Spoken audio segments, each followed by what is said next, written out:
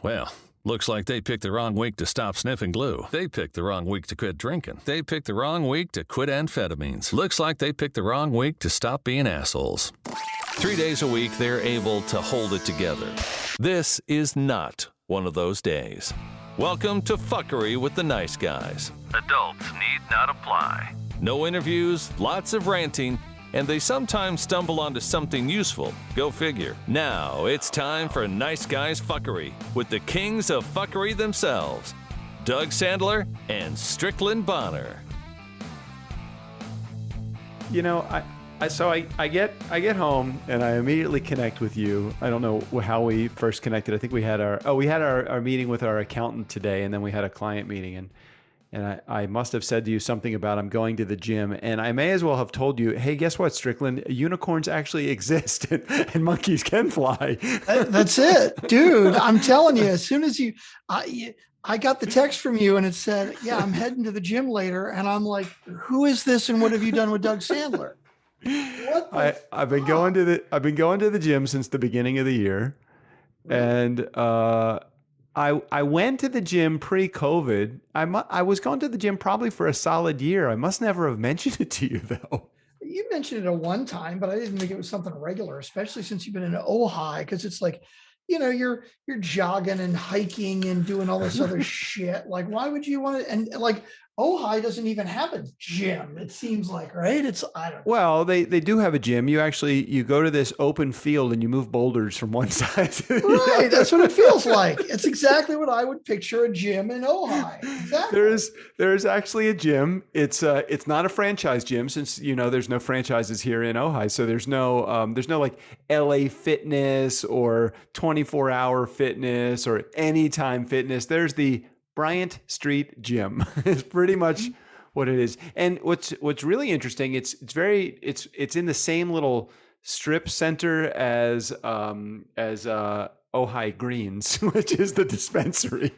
Oh, nice. I love that. That's funny. That's a great combination right there. Yeah. It's very rare that there's more than maybe one or two people that are in the gym when JJ and I are there. And but they do have something very interesting. Today I saw a whole bunch of scantily clad, very tight fitting, workout attire women that were coming into the gym. And I noticed that each one of them had this really unusually round shaped pad that they were bringing in, like this big pad. It's almost like a disc that you have to roll in because it's that big. I didn't realize that it was actually the base for the pole exercises that they have there. Pole dancing? You mean, in other words, they're doing well, pole you know, dancing? I think that there is an exercise group pole. Isn't there like a pole exercise that you do? Like, yeah, I mean, there's people that do like exercise routines on pole dancing. Yeah. They probably have gone to every strip joint in town, and they're like in the world or in Vegas, and they're like, hey, this thing must really be a good workout because I've never seen like an overweight stripper. So, you haven't been to the strip clubs I've been to, apparently. That's right. Man, we went to some really bad places. Welcome back. My name is Strickland Bonner. On the other side of the microphone, Mr. Doug Sandler. Hey. Yes, this is the show. No, it doesn't get any better. No. Hey, Doug, I noticed you have some Southwest drink tickets in your that was hands. it. I was getting ready to say, look, do you see how well Southwest knows me? Look, they gave me drink tickets. So that's did you just get those recently in the mail? I did, as a matter of fact. Yeah. It is so great when I get those in the mail. And then I remembered that they didn't have the last few times that I have flied. Now, my most recent flight, they did offer adult beverages. But prior to that, they only offered like soft drinks and coffee. They have only recently started to offer the adult beverages again, which is, I guess, why they're sending coupons out so us frequent flyers can get them. Yeah, I don't drink on the plane very often, but sometimes, if it's free. But when I do, I'm going to need all four of these. I'm going to need all four of them on every flight. Exactly. Do they used to not really check like the expiration date or anything? Do they do that anymore, or they still don't care? I don't have any that are super old. I don't know, but I don't know. It doesn't matter. It doesn't really matter. What's your, when you are flying, what is your go-to drink? Now, because they don't have like a full bar, they just kind of have like the lookalikes. Like they'll have, instead of a margarita, they'll have like a margarita in a can, and then they give you like a little shot of tequila next to it. They have Tito's, so you can get like, Tito's and whatever you want to drink with it. Or is it Tito's or is it Deep Eddy? I don't know. Well, I just don't drink Deep on the Eddy. plane that often, so I don't have a regular kind of, drink on the plane kind of thing. Hold on, I got a cat that wants to come in. Hold on. Oh, well, we got to go to the important things, right? Hold on. Who is Yeah, that? yeah. Well, hello, Winter. It is our non cat. Your cat that's not your cat. That lives here. It's the best. He's like, fuck, you guys feed me so good and you provide me with cool water. And hello, Winter. Good to see you. Come on in. Oh my gosh. Yeah. So anyway, so I do go to the gym here. And I have been enjoying it. Now, me, of course, I'm just trying to stay at the peak of of staying healthy. So I guess for me, between hiking and the gym, I'm feeling good. I feel like this is a good thing for me. I've been doing like a juice cleanse for a couple of days. So I'm doing the same thing. I'm trying to get myself, back in a little shape, take off a little of the extra dad weight, Yeah. Well, you're getting back to your dating weight. Right. Gotta get back to your dating weight. You see things very clearly, Doug. You know exactly what I'm talking about. I know. I figured, you were dating a younger woman for quite some time. I figured he's not letting himself go because he's, it's a much younger woman, and there's no way that he can ever look bad. And you always look the same to me. But then again, I only see you from like the mid chest up, so I don't know what's going on below the mid chest. Yeah, that's the bad part. We don't want to look at that. Yeah. So, what is the dating scene like right now? If you had to encapsulate it into a sentence or two, what would you consider the dating scene right now? It sucks. All the apps just suck. They're just bad. But it is what it is. What makes an app bad? Like, do each of them have their own particularities? Like, one's like a I'm gonna get laid site, and one's a I'm gonna meet intellectuals site, and like, what is it all about now? Yeah, they definitely do each have their own kind of personality. It's just so the way it works on these sites, like if you're just an average guy like me, right? Like you might see, I don't know, 10, 20, 50 women and say, oh yeah, I like you. I like you. I like you. And it's like none of them will connect, but the women get bombarded, right? Like the women just completely get bombarded. And you know what? Whatever. It is what it is. It's whatever. I don't like I found that, and I think you'll agree with me on this one, the only common, denominator in all of my failed relationships is me, that one. Yeah. Maybe the only reason you're not getting, people to swipe towards you is because it's you. You ever think about that? I mean, I love you and all, but I'm not going to date you. No, definitely a possibility. And you know what? It is what it is. It's all good. Yeah. So where else do people find connections? Not just a hookup connection, even though that's nice too. There never was when I was. It's different sites for that. Like there's Tinder is like a more of a hookup kind of site, where OkCupid or like Match.com are more like looking for a relationship. Although there's definitely a lot of overlap, in all of them, I think. So if you had to really boil it down to its brass tacks, are you looking for a relationship or are you looking for cat? Because I don't liken you to someone that is looking for a long-term relationship. You kind of want something a little bit more casual, but not just a hookup. So is there a tweener site that you can go to? Well, it is funny because I definitely think that is spot on of what I'm looking for. Like I'm not looking to get married again, but I like hanging out and spending time with people. And I'm definitely not looking for just like one night stand hookup kind of thing. And you just got to put that out on the on your profile, and that's okay. Everybody's looking for a little something different. That's all right. All right, so let's move on because that's this is not a sore subject. This damn cat is in here, and it just all Winter wants to do is make trouble. This is why he is an outside cat, because he comes into the house and he's like, "This guitar looks nice." He like starts to scrape on it. Hey, this leather sofa. He likes to. I see him. He's clawing away at your sofa right now. Hold on. He's got to go. Clawing away at that leather, just chopping it right up. That's a really nice chair. So Doug's got this pair. Doug has a pair of nice leather chairs, but like, do you ever use them? You see the big TV set, right? The 75-inch television set that I have in my 10 by 10 office. You Monstrous see that? Like TV set. when I turn the TV set on, I get sunburn, that kind of thing. I do like to turn the chair around and watch the TV that's in here. I raise my stand-up desk as high as it goes. I take one of those leather chairs that's behind me and I put it actually under the desk so that I have this nice little alcove. It's like my man cave. I can turn on the TV, but I don't do it as often as I would like to. I call them I really like shoot 'em up movies. I like any kind of war movie. I'm not a violent guy, but man, I like war movies a lot. The more dead people in the movies, the better. But I don't like zombie apocalypse kind of war movies. I like the real looking, like almost like Saving Private Ryan kind of, Full Metal Jacket kind of movies. Those are to me are the bomb. You don't like that kind of stuff, do you?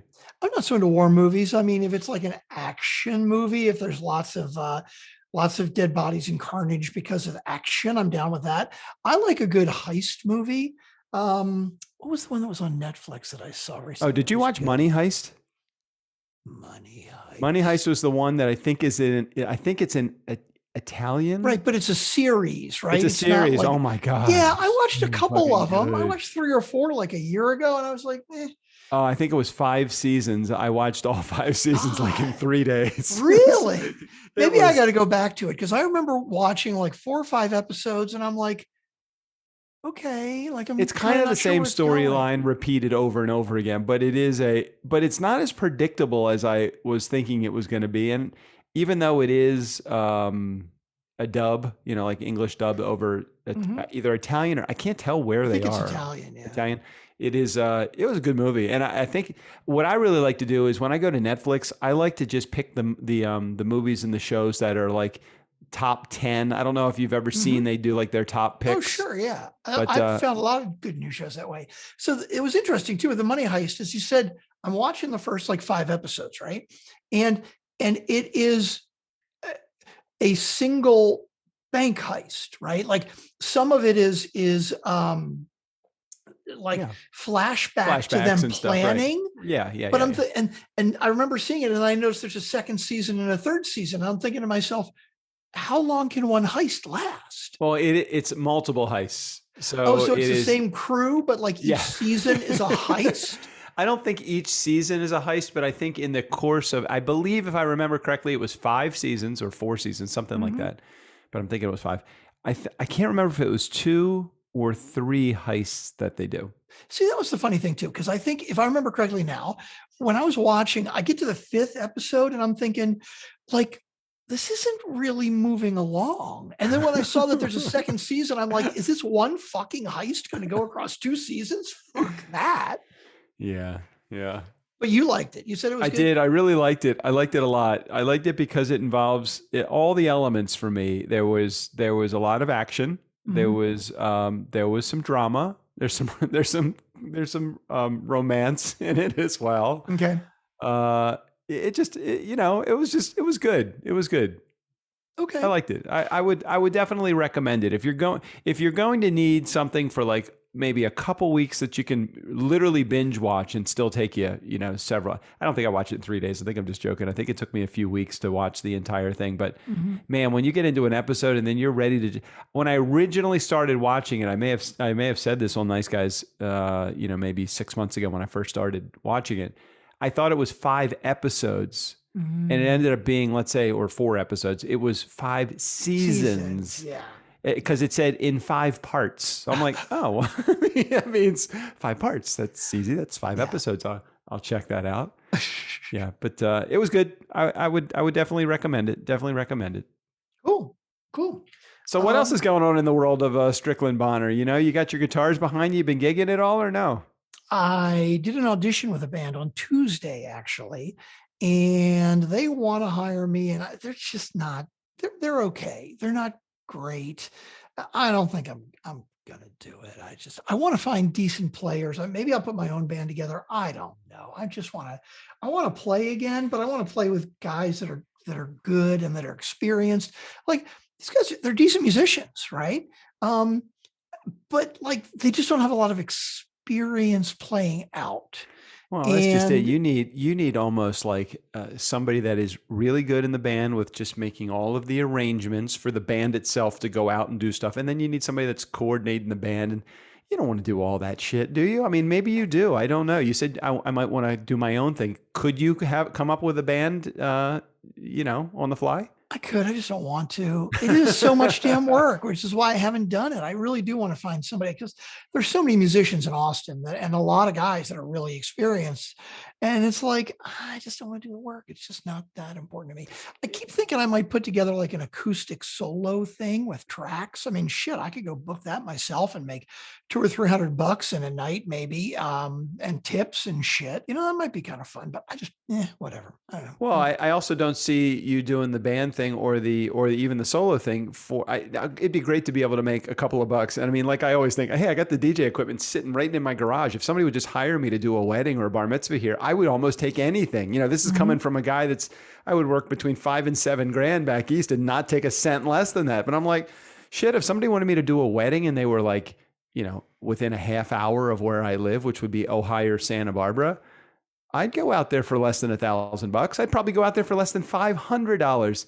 Yeah. I just don't feel like doing the work to get the gig. Hell no. I'll hand out a card, but that's about all I'm going to do right now. I got a call this past week. An email. I got an email this past week for somebody that wanted me to fly back to DC to do a bar mitzvah. And I know based upon the fact that it was a repeat that it would be, they already know what my pricing is, so they wouldn't have argued about my price. I just didn't feel like doing it. I just said, no, I got another gig in like 3 weeks. And that would really mean I'd have to either fly back again or I'd have to stay there. And I love my mom, but to stay with her and her boyfriend for 3 weeks, I don't know. Now, is this the same boyfriend she's been with for like over a year? Yeah. Oh yeah. Yeah. Yeah. Everything's good there? Hot and heavy, man. Hot and heavy, huh? I mean, as hot and heavy as it can get for a 89 and a 90-year-old. Jesus, your mom's 89? I know. My mom is 89, but she's kind of like me. She's just like a fucking kid. She really is. I get it totally from her. I mean, I remember her saying to me, and this is probably somewhere around her 80th birthday. So this is like almost 10 years ago. I think we had a celebration for her when her last husband, my stepfather, was still alive. And I think this was right before we were heading out to her party. And she goes, I don't know how I got here. I mean, I don't know how I got to 80. She said, I still feel like a kid. I mean, I still act like a kid. I still feel like there is a parent that's looking down on me, saying parenting things. And I feel kind of like a girl. I don't really feel like an 80-year-old. I kind of get it, when it's just JJ and I were sitting around the house talking and I'll slip into some like baby talk kind of thing. I'm like, I still feel like a kid to us. Do you go through that ever? Or, I mean, were you the older brother or younger brother? I can't remember. Older, but just by a year and a half. Do you remember when you first met Carol Higgins? Yeah, of course I do. Okay. So Carol Higgins was a guy who was a band leader in one of the other bands at Washington Talent Agency. And he's a guy who had been around for quite a few years. He's probably 15 years older than us or something. Yeah. Right? Yeah. He's probably, let's see. He's probably in his late 60s right now. I bet he is, maybe 70. So I remember like when I first met him, I was probably 28, 29, right? And so that would put him in his mid-40s. He's right. He's mid-40s. And I just remember looking at him going, fuck, you're fucking old, right? And it's like, I'm 10 years older than that now. It's like, I don't feel fucking old. It's just so weird. Everything's perception. It's all about where you are and the way you look at things. Oh, what's so funny about it? I feel the same way. I'm like, it's so funny that you're like, you just brought that all to, I remember meeting Carol Higgins. Like Carol isn't the creator of whether you're young or old, but you remember the perspective that you took when you met Carol. It was, he seems like an old dude. Exactly. I mean, and it wasn't like Carol was the kind of guy that carried himself as an old dude. I mean, he was kind of more laid back and more chill, but it wasn't like I would call him like a broken down old guy at 45. But it's just that perspective, right? Because I think of myself like we're fucking 56, and I think how does a 30-year-old see us? And it's like, I I don't don't know. even Let me think ask about my. that. I'm Let like, they me don't ask look at my. me like an old guy, right? Because Let I'm not me an ask old guy. my former ex-wife. Hold on a second. I do remember. I remember standing next to Steve Lazinski. He was a friend of mine in 6th grade in 1976, and I remember saying to him, "Oh my God, in the year 2000, we're going to be 35." Oh my God. I I can said the same thing so remember many saying that as times. clear as the nose on my face. I So many even can times. picture us standing at the edge of the sidewalk at Wellwood Elementary School in Baltimore, Maryland, looking out to the horizon with my then whatever 7-year-old 11-year-old friend and saying, "Oh my God, in the year 2000 we're going to be 35," because we were reading George Orwell's 1984 thinking this is all in the distance. Right. Exactly. God damn it, what the fuck happened? Dude, I remember that too. I was like, it's not just a new century, it's actually a new millennium. I'm going to be 35 years old when the new millennium hits. Like, whoa, I'm going to be so All right, so I old. know while we're playing the old guy game for a second, just Yeah. think about this for a second. Chew on this for a moment. Oh God, I don't think I want to. Think about if you were to look at someone that was born in 1900. 1900. So at the Mhm, turn of the century, I mean mhm. at the turn, yeah, the turn of the century. My grandmother, no, she was born in 1910, I think. I mean, she's dead now, but anyway, go ahead. Go ahead. Yeah, I mean, just think about 1900. Who was like, we look at that time and we're like, oh my God, like, how are people existing like in the 1900s, in the 1800s before they actually had automobiles? And then in the 1900s, when they, when they first started driving in cars and having paved streets and there, we still had 48 states in the country. I mean, all of these things. Dude, no air conditioning, Yeah. No right? no television, no air conditioning, no internet, of course. All of that stuff. And it's somebody is going to be looking back at 2000 and saying, "Oh my God, these guys were born before the year 2000." I mean, I'll be Well, long gone, but of the course. thing that gets me when I like really stop and think perspective wise, right? When I went to college, I didn't have internet. I didn't have an email. There was no such thing. And that's kind of crazy to think about now. Like you and I went through our all of our school years having to go to a physical library and get fucking books and shit Yep. out. Dewey Decimal System. I know, crazy, crazy shit. I saw a funny meme today. It said, when you turn on the classic rock station and you're expecting to hear Zeppelin and you hear Weezer. And the meme is like it's like a guy with his hand to his face, like, fuck. You're Yeah. old. You know you're You old. know That's you're it. old when. That's it. Oh my God. That's it exactly. All right, let me give you my latest T-Mobile promo for you, if you would, please. Okay, Can so we get them to T-Mobile. be a sponsor? Like maybe they'll at least give us free I do phone or remember internet or when I something. can't remember the name of the CEO that took over T-Mobile just a few years ago, but I remember really pursuing him as a guest for the Nice Guys on Business, and I did get a commitment from one of his handlers that he would come on the show, and then something happened, or maybe there was a big And then he listened to an episode and he it was listened to over. he listened to an episode and he said, "Who the hell?" I think he hired a new PR company at that point. At that point, so I got my T-Mobile phone. You know that I got my new Mhm, service with T-Mobile using my Apple phone. I mhm. signed up immediately for every single service that I could possibly sign up for that they had. They have T-Mobile Cell. They had a T-Mobile bank account, T-Mobile credit card, T-Mobile rebate for getting the service through them. Then they had T-Mobile Internet. So here's the only thing that didn't pay off, but in contrast comes clarity. Mm. So I brought their modem into the house, and it didn't quite live up to my expectations. They made the send back as easy as they possibly could. Their customer service is great. They actually assign. I love this. They play man to man. They don't play zone. So Mm. they actually have a handful of people that are assigned to your particular region in the country where you are. So when I call, I get that same team. And I've actually talked to the same person twice now, which is really, Yeah. I mean, try to call AT&T and get that. I never got that with AT&T. Dude, I've got AT&T wired internet right now. And let me just tell you, I'm on my T-Mobile hotspot right now talking to you. AT&T is just fucking horrible. And so this was like 2 weeks ago, our service was cutting in and out. And so I call them and they're like, yes, we realize there is a problem with your line. And I set up an appointment with a technician completely with a fucking robot, which I was not crazy about. But I'm like, you know what? At least I got the fucking appointment set up right. And they were supposed to come on Tuesday. Between 9 and 9 p.m. Between 9 a.m. and 9 p.m. Right.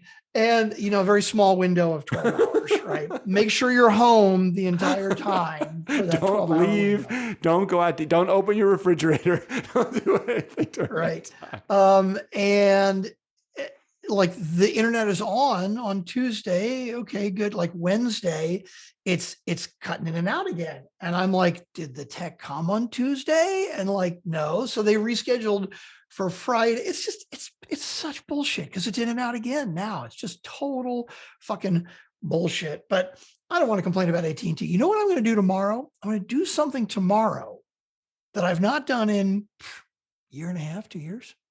What, have sex? What is that? Not been that long for that. No, I'm going to go into the office. What's an office? I know our office has reopened. Social Solutions office? Exactly. Our office has reopened. Wow. And this is like big grand reopening and they're doing food and free shit. It actually reopened officially on Wednesday, but I was like, oh yeah, I'll go in on Wednesday and I'll go in on Friday. And I look at my schedule Wednesday. I'm like, no, that'd be easier from home. Fuck it, right? I just remember when I first, one of the reasons I moved to Austin, when 3 years ago, Social Solutions closed the Baltimore office, and they offered me to either work from home. I mean, they told me I could work remote, or they would pay to move me to Austin and work out of the Austin office. And I'm like, I'm ready for an adventure. It's all good. And I really didn't want to work from home. And then I'm here a year and what happens? I'm fucking forced to work from home. Work from home, right. I've just so fucking gotten used to it. I know. Like I'm thinking about tomorrow going into the office and I really just want to go in because I want to see the people I haven't seen in a while. There's a whole bunch of new hires and free food. I want the free food. Of course. But I'm thinking about like, oh, okay. Well, like if I want to get in at 9, it's like, okay, well, I've got to get up in time to take a shower and like take some clothes out and fucking drive. Like I gotta drive 20 minutes to the office. Like find my pants. I haven't worn those in 2 years. Right. I know. And I'm like, fuck, this is like work. I'm like, this is not going to happen often. I'm telling you right now. I don't know how I'm going to be able to do this. This is not going to happen. Yeah. That's fun. That's really funny. It really is now an inconvenience to go into your office. And just think about all of the companies that for pretty much their entire existence. Not pretty much. Unless they had 100-year-old company, the chances are good that they never experienced this ever before. Right. That don't really realize, or now they realize that they don't need an office. Right. Well, up until probably, let's say hypothetically 10, 15 years ago, a lot of jobs working remote, it wasn't an option. I mean, before we had ridiculous internet connections that you can stream anything and Zoom so you can meet with anybody anytime and everybody's got internet and like shit, you couldn't. You had to have an office if you wanted people to get the work done. And nowadays, I can't imagine companies that like own buildings, right? Like, let's say you're a real estate investment company, and you own a dozen or 100 office buildings. Like, they've got to be sitting empty because how many companies have realized, shit, out of my 200 employees, I only need offices for 50 because the rest can work remote and they're being just as efficient. All right, but they haven't reduced their prices because they don't have to bring people into their offices. So really what they have done is they've probably saved on electricity. I don't think they've been, I want to say that they've been affected, but I don't know that that's the truth. I don't know that they have been adversely hurt by this whole scenario. It certainly depends on your company and the service that you provide. But I think tons of companies have realized that allowing people to work from home it's really not that much of a hit on the production, on the productivity for some people. So My son, I don't want to give away too much of this because I don't know what is public and what isn't, but my son did get a new job that he is going to be starting in a couple weeks. I know that he's already given notice to his old job, but not only is the pay, I can't even share it with you. It's so ridiculously you got to put high. it in the chat, because I remember when you first told me about a startup that he got a job at. I don't think it lasted long, but it was some ridiculous amount of money for somebody just out of college with no real. What the fuck? What is he doing? Fucking graphic design for that kind of money? But he's ultra talented. There's no doubt that he's ultra talented. But the company has really taken a liking to him. I mean, they love him. And this is a company that has a valuation of $5 billion. They're a SaaS, a software as a service, and they do data collection and data mining for companies, small companies like Apple, Google, AT&T. I was looking at their client list, and I went to their website, and I'm like, I can't figure out from their website what they actually do. So I said to my son, I said, Adam, is like what do they do? I'm looking at their website, and he goes, that's exactly why they're bringing me on board. They want me to make their I don't know, make their presence, brand. Yeah, maybe make their presence more like understandable. I mean, I don't really know. I don't 100% know what they do other than the data mining whole thing. But I was so excited for him that he's making great money. They gave him a signing bonus. They gave him a good salary. They give them like health insurance, of course. There's a 401k that's attached to it. It's like one of these tech companies that just is doing so well. And I love the companies that are doing well and they reward their people for what, it's like, I'm sure a company that's got a valuation of $5 billion. Can you imagine these guys? The guys that started it, they're probably in their 30s or 40s now. They're not like old guys. They're like young guys, and these guys are probably making $150, $200 million each a year. Two guys, and they're the founders of the company, and they look like just normal guys. Oh, it's insane. Is he working remote? Oh, that was it. That was why it started the conversation, because he is working 100% remote. They don't even have an office for him to go to. I mean, they have an office, but they don't have an office for him to go to. It's not what his role is. His role is at home. That's what's so crazy too, is when you think about like, we've had this debate about federal minimum wage before, and I think it's ridiculous. I mean, I'm relatively liberal, but I totally disagree with the federal minimum wage, because $15 an hour in San Francisco or New York, yeah, absolutely, that is like, I'd be surprised if anybody's working in either of those cities and making less than $15 an hour. But in Mississippi, you're like a fucking millionaire at that, right? So that's why I don't think they should do it federal wise. But it's really interesting to me. I think about people working in New York, right? Let's say you had a career in New York City, right? If you are in New York City and have to go into an office in New York City, come on. They've got to pay you fucking 80, 100, 110 grand just to be able to live. Right. How many of those companies that not only are not like, they don't have to pay the ridiculous rents in the high rises in New York City for their offices? I'm wondering if they also don't have to pay their employees. Like, obviously you're paying somebody a premium because you're in New York City or in San Francisco or in I mean, if that is the case, where the headquarters of this company, which is not located in like a ultra A+ rent district, I mean, they're still paying him like he's a New Yorker, and it's not because he lives in New York. He could live in Minnesota or whatever in Kansas City, and he would still get the same income. It's kind of interesting. It's like, I think about when, and I don't want to get into a political conversation, but yeah, at some point, because we are such a global world and such a gig economy now, overseas people, while they are not controlled by the taxation, they don't have any taxation through the federal government.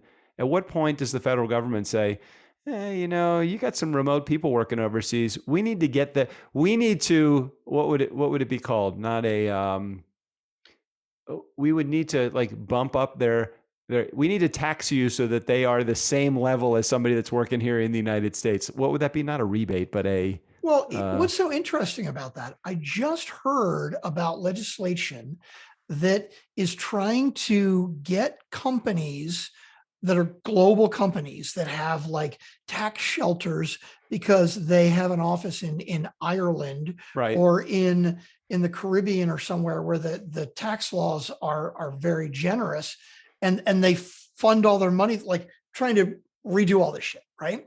And there was a law.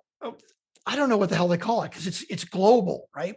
130 countries have signed on to this pact to basically say, here's the deal.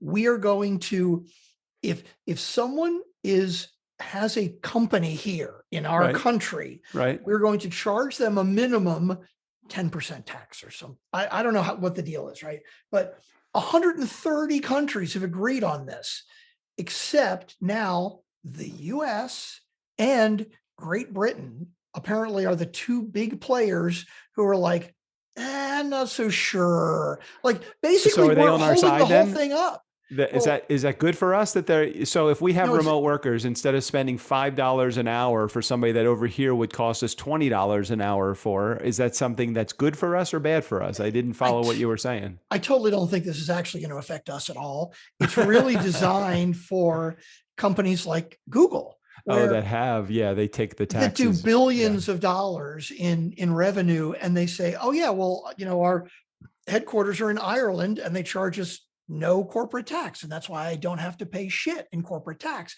because they can funnel the revenue, like Yep. I'm making air quotes, the Yep. revenue to whatever country they want because they are global. And so that's exactly what this new legislature is trying to prevent, which to me, first of all, it is perfect because how many huge companies out there are getting all these fucking tax breaks for little loophole shit like that. But let's say you are a company like, and I didn't realize Ireland was a company that did this. Like there are a lot of big corporations that have a headquarters in Ireland because the tax laws are very lax. And it's good for Ireland because basically Ireland goes from getting nothing or 1% or whatever minor thing to a minimum of 10%. So they're going to get the revenue too. It's not like all these companies are going to like, fuck it, I'm leaving Ireland. It's like, there's no place else you can go. So why is the US saying that they're not going to hop on board with this? Because it really doesn't affect, it doesn't hurt the US. It might actually help them because it might drive some people out of those tax sheltered countries. It's because of the fucking lobbyists. Like basically there are companies probably like Google and Amazon and big companies that are lobbying our congressmen and our representatives and senators to go, no, this isn't good. You need to change it. You need to basically hold it up in fucking debate. It's kind of it's not very different for us in that struggle for, hey, what state? I mean, we've been in Maryland, Texas, California. I mean, it's no different than us trying to figure out, all right, where is the best place for us to put our corporate headquarters? We have Maryland, Texas. It's just different. It's not out of the country. It's just a state versus it's which state has the least state income tax that we want to pay. What's your state income tax in California? I can't count that high. Is it over? Right? I believe it's over 100%. Yeah, right. It's beyond ridiculous. And I've got no state tax in Texas. Now, the alternative, at least here in Texas, like the property taxes are higher. So if I'm somebody who doesn't own property, I'm making out like a bandit. Now, if I do own property, I'm still doing better, I think, than if I was paying state income tax. But that they got to have the revenue somewhere, right? And all around the horn, if you live in California, you're totally fucked because I know what our real estate tax is, and I know what my state income tax is as well. It's like I'd much rather let's just have everything go through you. I love everything in Texas. Let's just keep it all in Texas. Yep, I think that's the plan. That's the plan. It's amazing that when we start. You and I, whenever we do this, that's what we're going to talk about, like podcast production, time and effort put in. What was the show you listened to that's got like 15 people on the team to produce the show? Oh, geez. That Head the Heart. We're talking Hidden Brain. Hidden Brain, right? Yeah, I it's a mean, great show. It's a great show. it's just crazy to me when you listen to a podcast and you hear the end credits at the end, and it's like, okay, well, we'd like to thank the host, Joe, and the producer, and the executive producer, and the editor, and the engineer, and the sound monitors, and all of our researchers, and then the writers, fact and checkers. the music, and the fact checkers, right? The fucking fact checkers. We don't have any of those bitches. I'm thinking to myself, you people put more time into one episode than we've put into 1,500 or 1,300 fucking episodes. You and I literally, we hit record, and like today, I'm thinking we start talking, and we're talking about like me and dating, and I'm like, I'm not interested in this. I don't want. And like 5 or 8 minutes in, I'm thinking to myself, this isn't going to be an interesting episode. Oh my God, maybe we should have actually come up with a topic. Maybe we should have planned something ahead of time. But no, here we are 35 minutes later. We find our groove. And we find our groove, and this is all we fucking do every goddamn time. And somehow 1,500 to 2,000 people want to listen every week. I don't fucking get it still, but we appreciate you guys. I don't know who you are. I mean, we can't cash you download, but we still appreciate you. Hey, look, but yeah, like now we're on the idea that fuck, we have produced 1,302 episodes now. I mean, originally it was, all right, let's get to the number one spot on Overcast. And we didn't direct ourselves that way, but that's ended up what happening. So we kind of hitched our wagon on the, hey, we're number one on Overcast. And then I landed Gary Vee and Ariana and Jeffrey Gitomer and John Maxwell. And then we hitched our wagon on the, hey, we got the VIPs on our show. And we did that. Then we probably, landed our first client in Lou Diamond. And that was the first of, let's say, 300 clients. And then I hitched my wagon on the, let's get a whole bunch of clients as a result of this. And now we have 1,300 episodes. And I'm like, now I'm just going to hitch my wagon on the 1,300 episode thing and 4 million downloads. I don't give a shit where it comes from. And you know what? We play to our successes, and we play to our strengths.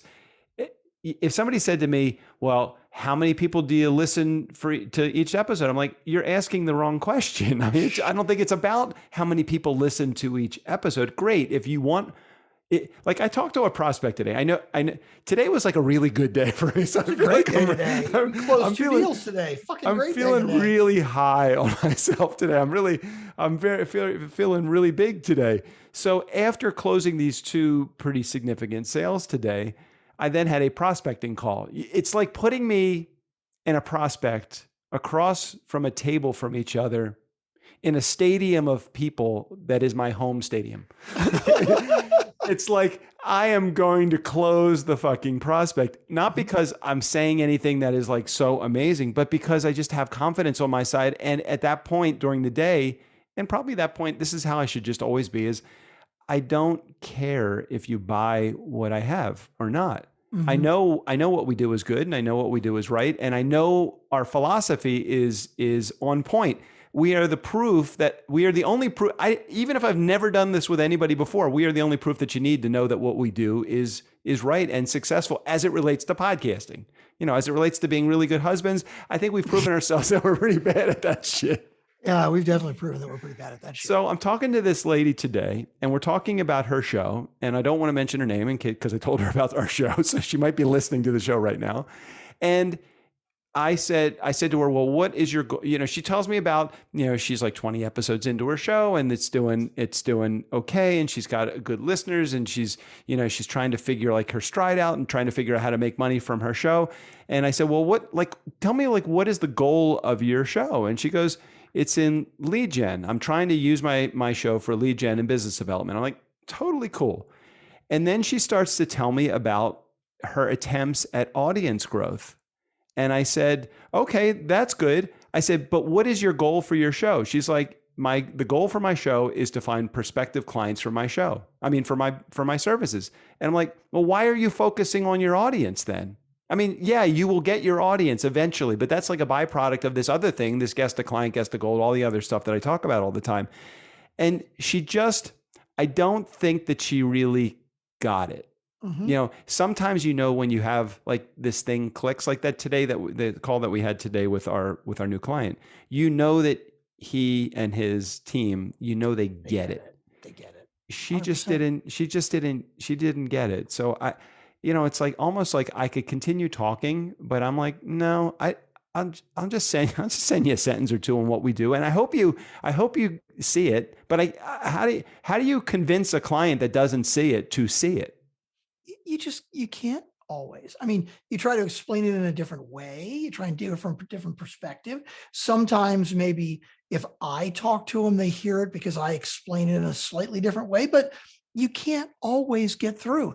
It's tough when I think sometimes people, especially entrepreneurs or people who are used to a certain sales funnel, right? Like they're used to the idea that, look, yes, I sell a business consulting service, but I know that to find that one person, I need to have 10 that have purchased my $100 product.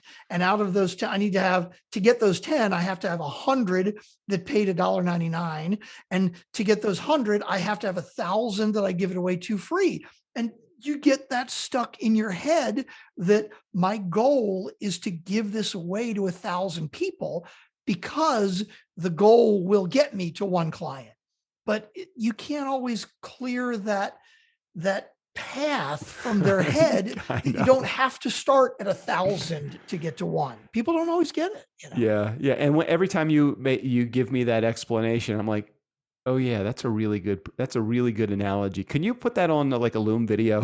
Oh, dude, that's my favorite analogy because how many, like every entrepreneur out there that, especially when you've got online environment, modern and funnel, as soon as you say funnel, okay, how does a funnel work? Here's how a funnel works. You have a free, what do they call it? Not lead gen. It's called ethical bribe. Well, ethical bribe, right? Or a lead tease magnet, or whatever. Lead magnet. That's it. You got your lead magnet, and it's some free thing that you give away. Now, hopefully this free thing, it has value and it's something that you're good at, but you give it away for free because you're hoping that 1,000 people will take it for free. And then out of those 1,000 people, you're hoping that 100 of them are going to go, hey, this guy kind of knows what he's doing. I'm going to buy his $10 product, right? And then you're hoping that 100 people that buy the $10 product, out of those, maybe 10 of those are like, this guy really knows his shit. I'm going to spend $500 on his bigger product. And out of those 10 people, one person is going to be like, I need that guy as my business consultant for the next year. And you make 10 grand from that. What if you could find the one guy and just talk to him and not go through the rest of the shit? That's what we teach. Yeah, I don't want to go through the rest of the shit. And I only want to do it not because I'm ambitious, but because I'm lazy. Right? I'm ambitiously lazy. 100%. That's way too much fucking work. That was a lot of business talk right there. I think we're going to wrap up the episode here. We're 45 minutes into a topic that we had no idea what we were going to talk about before we got into it. Unless you have something else. Any other day that we do this, but yeah. Very true. Well, in the meantime, Steve O'Brien, go ahead and take us out of here. The Nice Guys on Business are professional podcasters. Please do not try this at home. It may seem simple, kids, but lots of people get hurt in the process. Void where prohibited, including Mexico, Puerto Rico, Fredonia, or your in-laws. The Nice Guys on Business are not responsible for any claims of liability or any guarantee that these two morons know what they're talking about. There is no promise that being nice to people will help your business, but calling people assholes, dumb, incontinent fuckwads will definitely lose you business. For any and all claims, shit in one hand and wish in the other, and see which one fills up first. Thank you for listening to the Nice Guys on Business podcast. I'm Steve O'Brien.